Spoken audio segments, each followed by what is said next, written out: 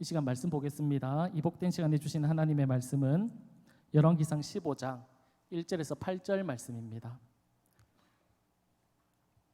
열왕기상 15장 1절에서 8절 말씀입니다.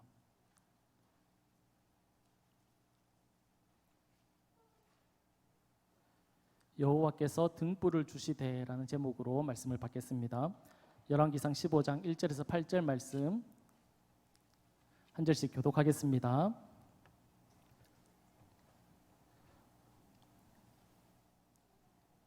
느바세 아들 여로보암 왕 18째 해에 아비암이 유다 왕이 되고 예루살렘에서 3년 동안 다스리니라. 그의 어머니의 이름은 마아가요 아비살롬의 딸이더라.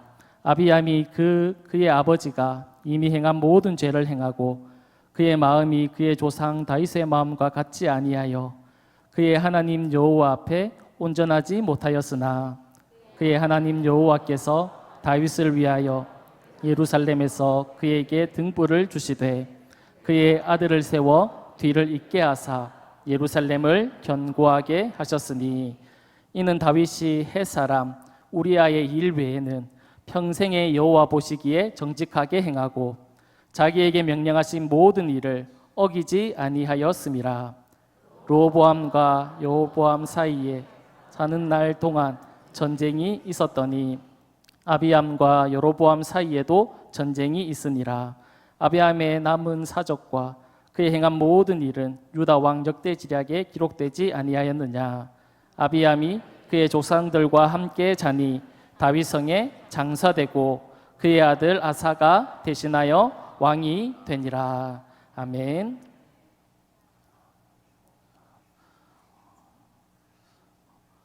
오늘 오후 예배는 다른 때보다 더 많이 오신 것 같습니다. 제 설교를 듣기 위해서 오신 것은 아닌 것 같고요. 여기 계신 분들 중에 제 설교보다는 요 뒤에 있을 시간, 우리 아이들이 하나님 앞에 찬양하고 율동하고 춤추는 그런 시간들을 더 기대하는 분이 분명하게 계실 거라고 생각합니다. 저에게 설교 시간이 이제 이렇게 주어졌는데 어떻게 하면 이 시간을 이제 은혜롭게 보낼 수 있을까? 은혜의 시간이 될 수 있을까? 하나님 앞에 기도를 했습니다. 하나님, 어떻게 하면 은혜의 시간이 될 수 있을까요? 주님께서 응답해 주셨습니다. 그 응답의 내용이 뭐냐면 짧게 해라 이렇게 말씀하셨습니다. 그래서 오늘 말씀 짧게 전하고 우리 아이들이 찬양하고 율동하는 것 이렇게 보시면서 또 하나님 앞에 영광 돌리는 그런 귀한 시간 될 수 있기를 간절히 소망합니다. 설교하겠습니다. 어느 날 급하게 차를 몰고 가고 있었습니다. 이쪽에서 이제 공사를 하고 있었는데 공사하시는 분이 차를 이렇게 가지 못하도록 막는 겁니다. 마음이 급하고 빨리 가야 되는데 차를 막으니까 속에서 화가 나기 시작하더라고요. 마음이 급해지니까. 조금 있으니까 이제 공사 그 현장에서 트럭들이 이렇게 줄지어 나왔습니다. 트럭 때문에 이제 오고 가는 차들이 이렇게 통제한 것 같더라고요. 이해는 할 수 있으나 이게 화가 풀어지진 않았습니다. 이게 혼자 씩씩거리면서 운전을 하고 있는데 이 트럭 뒤에 글이 적혀 있더라고요. 영어로 적혀 있었는데 뭐라고 적혀 있었냐면 메르세데스 벤츠 이렇게 딱 적혀 있더라고요. 그 글자를 이렇게 보니까 마음이 조금 누그러지더라고요. 마음이 조금 약간 편안해졌습니다. 왜냐하면 벤츠니까 그럴 수 있지 이렇게 약간 마음이 너그러워지더라고요. 흙먼지를 트럭이 다 쓰고 있었지만 그리고 또 글자도 이렇게 흙먼지에 가려져 있었지만 그 차는 변함없는 벤츠였습니다. 좋은 차라는 얘기입니다. 아주 좋은 차였습니다. 또 인터넷에 보니까 명절이 끝나고 시어머니가 며느리들에게 남은 음식을 이렇게 싸주지 않습니까? 그래서 싸주려고 하는데 둘째 며느리가 극구 사양한 겁니다. 저는 괜찮습니다. 막 사양을 한 겁니다. 첫째 며느리는 시어머니가 사주겠다 하니까 네 그러면 이제 받아서 가겠습니다 해서 시어머니가 검은 봉지에다가 음식을 이렇게 싸서 줬습니다. 이제 집으로 가는 도중에 고속도로 휴지통에 그 음식을 다 버렸습니다. 그냥 버리고 집에 도착을 한 겁니다. 집에 도착하니까 시어머니가 전화가 온 겁니다. 잘 도착했느냐 얘기하면서 뭐라고 얘기하시냐면 명절 때마다 첫째 너가 너무 수고가 많고 또 우리한테 너무 잘해주니까 고마운 마음에 그 음식 담은 검은색 봉지, 그 봉지에 300만 원을 넣었다는 겁니다. 300만 원을 넣었는데 그 버리고 온 겁니다. 시어머니가 이제 시장에서 장사를 하니까 1,000원짜리도 있고 5,000원짜리도 있고 10,000원짜리도 있고 5만 원짜리도 막 섞여 있다는 겁니다. 잘 구분해서 이게 잘 사용해라 그렇게 얘기를 한 겁니다. 이 며느리가 그 이야기를 들었을 때 기분이 어떨까요? 네, 그렇습니다. 기분이 그랬을 겁니다. 이 전화를 받았던 며느리는 별거 아니라고 생각하고 휴지통에 버린 거죠. 근데 얼마나 후회했겠습니까? 이 이야기 두 가지에 공통점이 있습니다. 뭐냐면 모를 때는 대수롭지 않은데 알게 되면 대단하다라는 거죠. 모르면 별로 귀한지 모르는데 알고 나니까 너무 귀하다라는 것입니다. 오늘 본문에 보면 남유다의 두 번째 왕 아비암이라는 왕이 등장합니다. 이 왕은 남유다를 3년 동안 다스렸는데 그의 통치를 하나님이 어떻게 평가하시냐면 3절에 나와 있습니다. 우리 3절 말씀을 다 같이 읽으면 좋겠습니다. 제가 읽어드리겠습니다. 나오나요? 네, 3절 말씀 우리 다 같이 읽겠습니다. 시작. 아비암이 그의 아버지가 이미 행한 모든 죄를 행하고 그의 마음이 그의 조상 다윗의 마음과 같지 아니하여 그의 하나님 여호와 앞에 온전하지 못하였으나. 아멘. 나라를 어떻게 다스렸다고 얘기하고 있습니까? 하나님 앞에 온전하지 못했다. 하나님이 원하시고 하나님이 기뻐하시는 뜻대로 나라를 다스리지 못했다라는 것입니다. 조금 다른 말로 표현하면 아비암은 하나님을 귀하게 여기지 않았다는 겁니다. 아비암은 하나님을 알았을 겁니다. 그런데 하나님을 귀하게 여기지 않았다는 겁니다.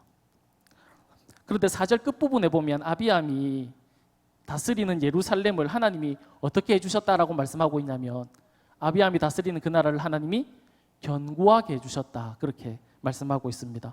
이 말을 다른 말로 표현하면 이렇습니다. 하나님은 아비암을 귀하게 여기셨다는 겁니다. 아비암은 하나님을 귀하게 여기지 않았습니다. 그런데 하나님은 아비암을 어떻게 여기셨다고요? 귀하게 여겨주셨다라는 것입니다. 왜 하나님은 하나님의 뜻대로 다스리지 않는, 하나님이 원하시는 대로 하지 않는 그 아비암을 귀하게 여겼을까요?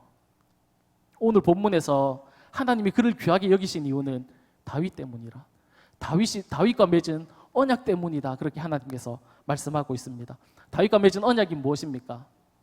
나는 그에게 아버지가 되고 그의 몸에서 나는 자녀들은 나의 자녀들이 된다는 거죠.